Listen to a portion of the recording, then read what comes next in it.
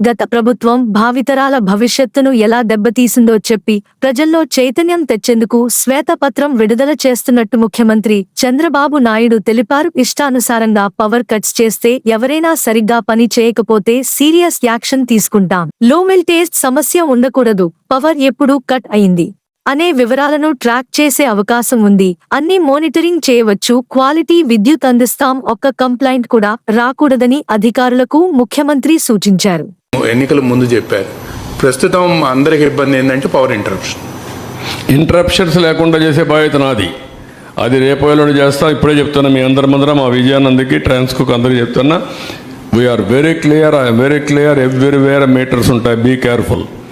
ఎవడైనా సరే ఎక్కడైనా సరిగా పని చేయకపోతే ఆ రికార్డు తీసుకొని will take firm action. Voltage ఉంటుంది, ఎప్పుడు కట్ అయ్యేది ఉంటుంది, అప్ టు సబ్స్టేషన్ వరకు ఉంటుంది, ఈవెన్ ఇంటి వరకు కూడా ట్రాక్ చేసే అవకాశాలు ఉన్నాయి.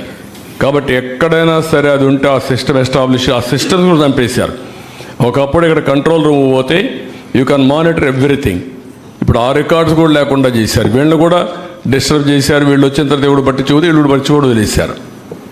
Now I'm asking them, current కోతలు అనేది రాకూడదు, లో వోల్టేజ్ ఉండకూడదు, కరెంటు క్వాలిటీ ఇవ్వాలి. దట్ నిన్న మొన్న కూడా కొన్ని కంప్లైంట్స్ వస్తున్నాయి. You alert everybody by taking teleconference and video conference. Not ఎవన్ single complaint రావడానికి వీల్లేదు.